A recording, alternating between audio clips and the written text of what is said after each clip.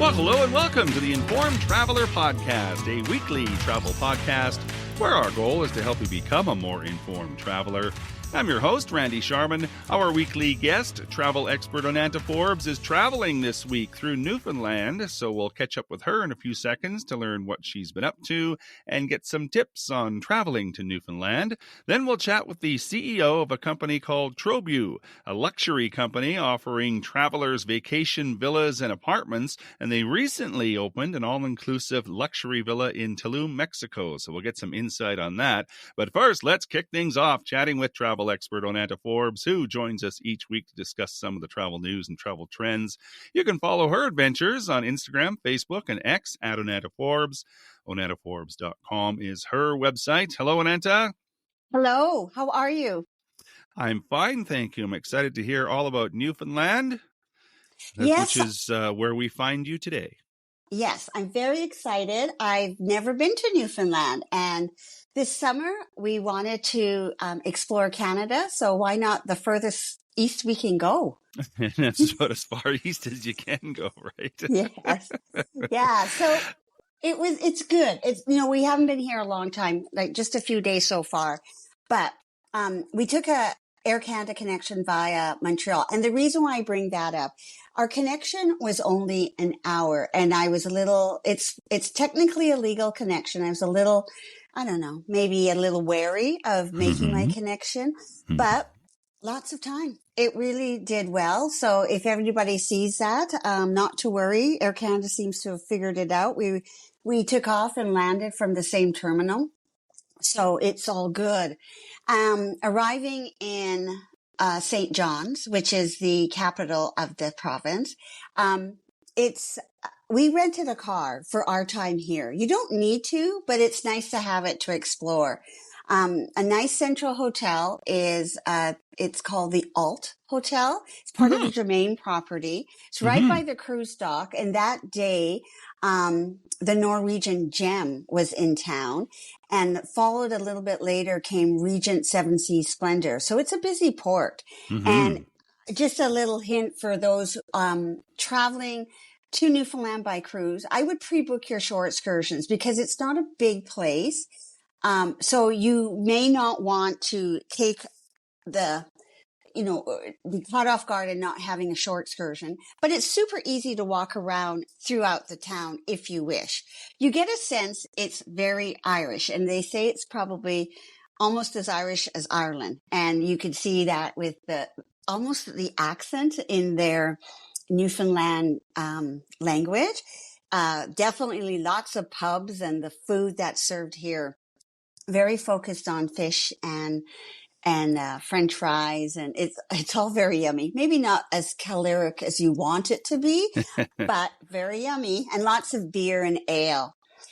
So with regards to how I started my journey here, I always like to take a little city tour, whether it's a hop on, hop off. It gets me acquainted with the city and the surroundings. So we started off by going to Cape Spear, and that's the most easterly point in North America. And it's among the oldest colonized regions in the New World. And our local guide told us about the history, the legends, all flavored with their personal anecdotes and good humor, which Newfoundlanders are famous for. I think I've heard this, that they can always find a friend because they're just so chatty. They just will talk to everybody. So on our tour, we definitely got to go to see Cabot Tower and Single Hill, and you are able at Signal Hill, you get to walk through like cliffside World War II gun batteries. We didn't see any whales, but there's definitely seabirds. So we haven't seen any marine wildlife yet, but I think we're pretty late in the season as well. And then at this point, there's also the oldest standing lighthouse in the province. And then from different points, like when we went to Cape Spear, this is where you would actually, if you were game, get up early and go see the first sunrise in North America. So that's kind of fun. That is cool. Yeah, it is. I like that. But I didn't do it because it's too early for me. But then, part of the the opportunity when you're at Cape Spear, you can see these cliff bunkers. And this is where, during the World War II, they would dig it out the side of the cliffs, and it would, they would put their ammunition and military firepower inside. So it was kind of neat. Also, if you're lucky, you could see Sable, the Newfoundland dog, but I didn't see him or her. I don't know if it's a him or her, but it was kind of a fun little folklore. And then we went to this quaint little fishing village. It's just minutes from downtown St. John's. It's called Kitty Vitty. There's cute cottages along the roadside. This is where there's an artisan studio and brewery. There's food and drink trucks. Very fun place to just hang out. And then we went back into St. John's, and then we kind of went along, and we got out of the bus and we got to stroll along Jelly Bean Row. And this is a pretty famous place because there's a lot of brightly colored houses, and it's a fun visual representation of the history, its culture, its history is. And it has to be on your must-see list. And it's easy to walk around. Has some elevation, so just be mindful of that. But it makes it one of the most photographed streets in Canada. And you'll encounter like houses that are painted in vibrant hues, like pinks and blues and greens and oranges. It's just gorgeous. So this is where the humorous Newfoundlanders come out. So they said, well, one story is like you're a fisherman, you're coming back to the port, and if you see your house, you can tell what your house is because of the color, right? Or the other story is you've had a lot of fun at the pubs, and you don't know where your house is, so you have to have a guide. Like, oh yeah, that's my blue house, I'm going to go to that house. So there's lots of fun stories about it as well. And so when they drop you off, they either can drop you off downtown or back at your hotel. We went back to the hotel, and then we came back, and then we walked along Water Street, which is kind of like the main shopping area and where the pubs are. But then you can go to George Street, where there's tons of pubs and restaurants. It comes alive at night. One thing I do have to mention, we're here in September, and a lot of things are kind of closing for the season. So before you leave home, make sure if you're coming later in the year, things are still open, because it will close on you. You don't want to miss out, right, on anything. But yeah, it's definitely a lovely town. I don't think you need to spend more than 2 to 3 days in St. John's, though. We went back to Kitty Vitty. And there's also a great path around the lake that's there. It's about 3.8 kilometers. It takes about an hour to do, but it's a nice walk. And they also have great trails here that you can also take if you want to be active and be outdoors. And I would recommend it. There's one called the North Head Trail. It's really quite lengthy, but different places that you can see. And so after our time, we headed up to Trinity, where we're going to spend 3 nights here. And on the way, there is a lovely little town called Dildo, and it's gorgeous. It's absolutely gorgeous. So you have to, stop yourself from taking a selfie in front of every sign that says dildo, because that's right? And it overlooks the water. And I didn't know this, but if our friends know who Jimmy Kimmel is, a late night guest host, he, I guess, really liked the name Dildo, and he spent a week on his show promoting it. And he then he went for being the mayor of Dildo. So he was campaigning for this. And Dildo doesn't really actually have an actual mayor.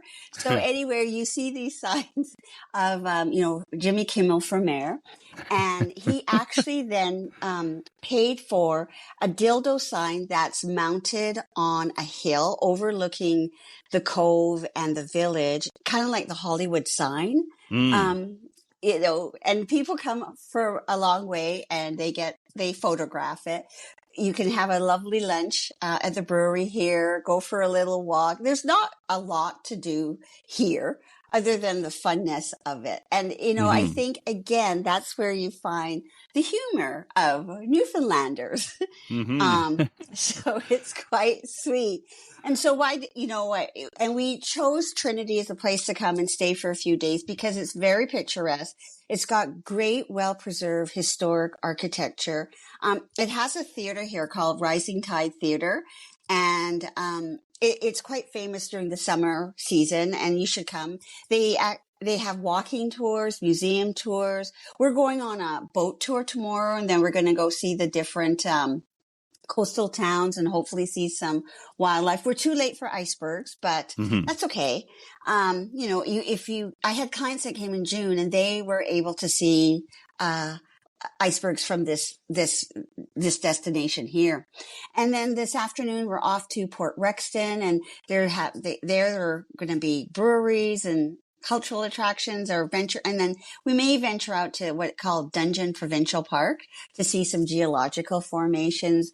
And then just following the coast, visiting the different communities that are around here, maybe seeing some dolphins and porpoises, maybe seals. There's puffins. Hopefully we're still in puffin season, but that's really big here in bird life. So looking forward to that. And then another community called Bonavista. So I can tell you about that after I visit them. But a couple of food things that you may want to try. Have you heard of Newfoundland Screech? Yes. Yes. So it's a brand of rum and it's made from imported Jamaican rum that is blended and bottled in Newfoundland. And the term screech itself it's a term for high alcohol spirits. And it's used in traditional screech in ceremony. So this is where visitors become honorary Newfoundlanders by kissing a cod Mm-hmm. and drinking screech and then taking an oath. I haven't done that yet. Maybe I think you have to drink the screech first before you kiss the cod. The other delicacy, and I can't get my partner to try it, it's called cod tongues. And Yeah. and it's not actually the fish's true tongue. Instead, they're small, tender muscles found in the throat or jaw of a codfish. And they're typically deep fried and served as an appetizer with a side of lemon or tartar sauce or pork fat scrunchions. I haven't tried Mm. that yet. I think Mm. I'd like the pork fat scrunches. I like anything fat.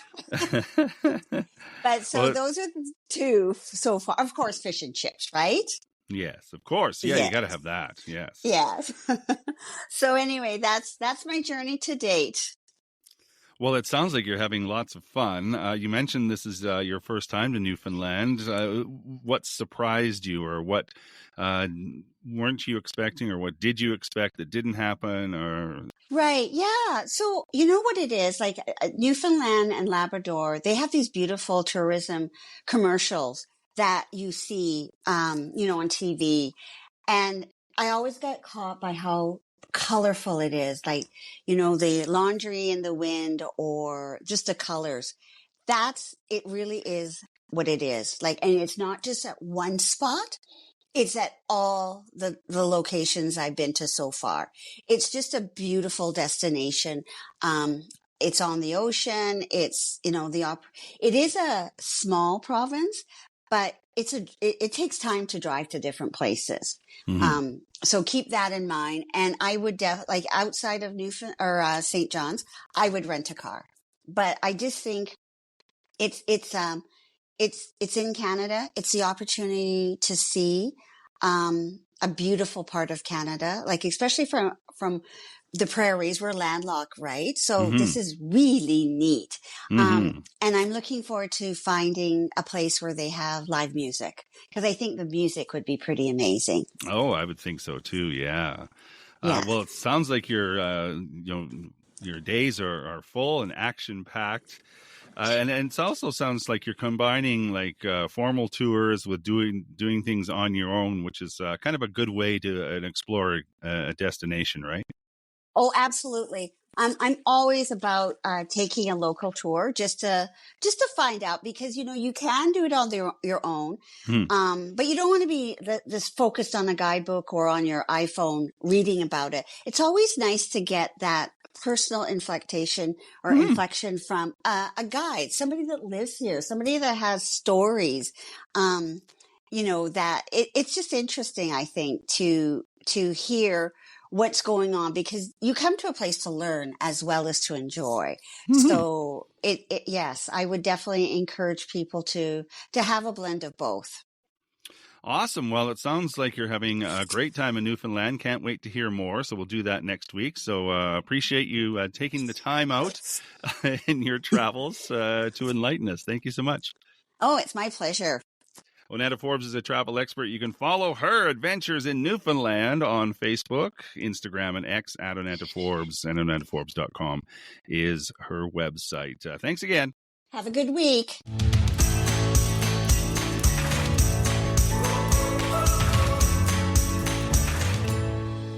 This is the Informed Traveler Podcast. I'm Randy Sharman. Just want to remind you of our website, theinformedtraveler.org. That's where you can find our contact page if you have any questions or comments about the podcast.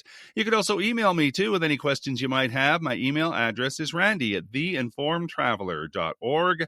And if you want to get up-to-date travel info through the week or just see a few amusing travel stories and links, you can like us on Facebook at facebook.com/informedtraveler, on Instagram at Informed Traveler, or on X at Informed Traveler. Plus, you can now sign up for our monthly newsletter. It's released at the beginning of every month. Our September issue is out now, so just go to our website, theinformedtraveler.org, click on the newsletter button, and it'll take you right there. Or better yet, you can subscribe to it and have it arrive in your inbox each month. Well, it seems to me that we're seeing more and more places offering villas and apartment-style accommodation rather than your traditional hotel. So we're going to learn about a company that does just that. It's called TROBBU Boutique Collection. It's spelled TROBBU. They recently opened an all-inclusive luxury villa resort in Tulum, Mexico. So joining us now to share some insight on that resort is Elias Barbosa. He is the CEO of TROBBU Boutique Collection. TROBBUresorts.com is their website. Hi, Elias. Hi, Randy. How are you? Thank you for the invitation on your I'm stay. very well, thank you. I'm excited to learn all about TROBBU. I'm looking on your website, TROBBUresorts.com. So it's spelled TROBBU resorts.com for reference. It looks absolutely amazing. So tell me about TROBBU and how it began and how you got involved. All right. So, first of all, we come from a family that started 30 years ago on the construction business. We started doing hotels for many companies around the world. One of them, called Palace Resorts, which is based in the Caribbean, and right now it's in many other places in Europe. Mm-hmm. And then we started expanding ourselves, doing also construction for other hotels as Iberostar, Mayacoba, Secrets, Dreams, and many other hotel chains in the Caribbean area. But then, with the pass of the years, on 2012, uh, we started exploring the idea of getting involved in the real estate business. So we created a brand called Campus University City, where we created the first, uh, let's say, the first campus for students, and we did 800 units in there, and it was a Oh, complete wow. success.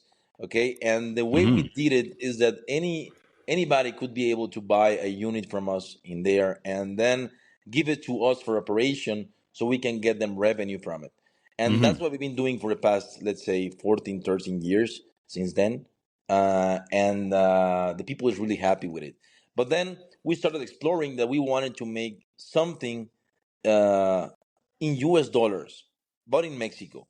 So we wanted to get revenue in dollars.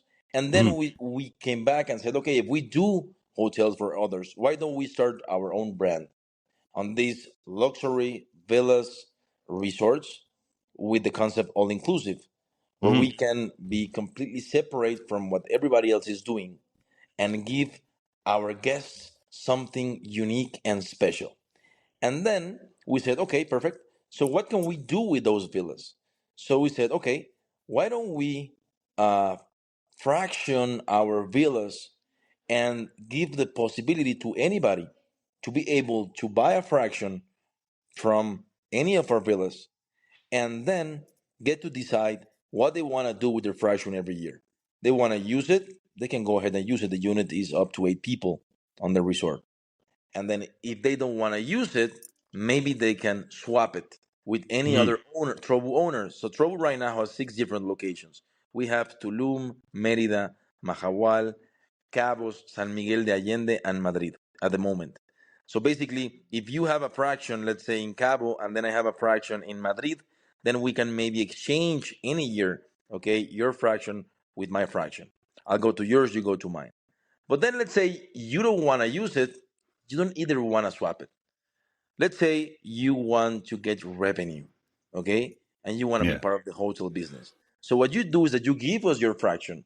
You are completely exempt of the maintenance fee, and then with that, we take your fraction and we put it up into the rental pool, and then you become part of the hotel side business, and then you get the revenue from it. But then Okay. this isn't all, because TROBBU has a philosophy where we only sell 80% of the total of our inventory. So that all the other 20% we do not sell. What we do is that we leave it for you. So if you are using your fraction and then you're paying a maintenance fee, and then you already came and used your fraction, but then you want to travel the whole year with TROBBU and you want to go to all different locations where TROBBU is, then you Hmm. can use all these 20% we do not sell. And with that, you can reserve or do a booking at a very, very low cost, which is Nice. only the maintenance fee per day. Okay. And that's only a unique and exclusive use for the owners of the fraction. So that's trouble. So it sounds to me like it's a whole combination of kind of like a timeshare, not really, kind of like VRBO or Airbnb, but not really. Kind of like staying at a villa, but also having a all inclusive experience. So it's taking, I think, the best of all of those and putting it all together. Did I sum that up? Okay. Yep, you're right. We put everything together. We took the best of the hotel side, the best of the real side of the real estate business, the best of Airbnb, VRBO, the best of whatever it was, but it's not a timeshare because you are really an owner and you get revenue and you get all the capital gain and everything. And we put all of this into a shaker and we put it all together and we brought the best of it. It sounds like a great concept. I do like the idea of staying in a luxury villa, but still having the all inclusive side of it, though. Yep. Yep, that's really interesting in regards in So this business. so tell me a little bit more about I'm going to use the property in Tulum because it's the one that's comes up on your website, and so tell me about that and the overall experience is. Now, when you add all those components in there, is it still like a hotel experience? Like you have a lobby, you check in, you have restaurants and those types of things, or is it more like a VRBO experience where you just kind of you're on your own and that type of thing? No, it's definitely a hotel, a resort experience where you go in. You have a front desk, you have a check-in site, then you have a boutique, you have a coffee shop. Then you go in, and then you have all these paths where we have all this vegetation and landscape around the villas, which gives privacy to each one of them. Okay, we are a concept that we do not use all the path for construction. We basically are a concept that we keep many of the land. Okay, so we can divide the spaces in between each villa to give the privacy to each of the owners.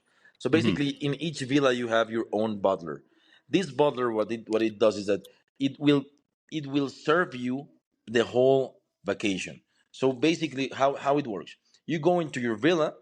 Remember that you can invite up to 8 guests to your villa, and Hmm. then you have your butler, and then you have the menu, and you can order whatever you want from the menu. Okay, we have an independent kitchen, and you get all your food and services up to your villa. So you can be in your pool, you can be enjoying with your family, your friends. You can even buy a grill experience with the chef, and the chef go to your villa and do all this grill experience on the on your villa, and then serve Hmm. you in your own villa if you wish, or you can get your food from the independent kitchen. So basically, how it works is that your villa is like your restaurant and your villa at the same time. But it's not only that, because we also have different amenities, and we have also different restaurants in the resort.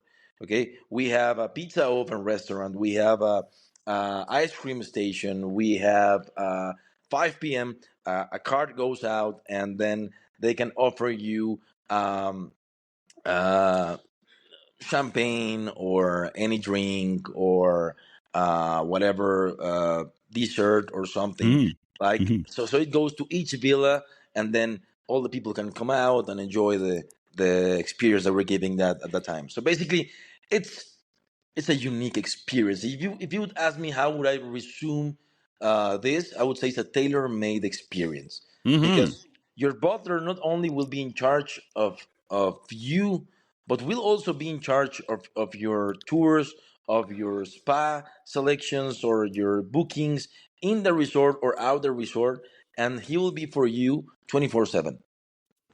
It really is the best of all those worlds, right? That's what it sounds like. And, when you say you can have up to 8 people in one villa, that spreads the cost out. Because, I mean, let's face it, it does sound expensive. But if you're spreading it out as a group of a family or a group of friends or something to that effect, the cost is very, you get a lot for your money, I guess, is what I'm saying.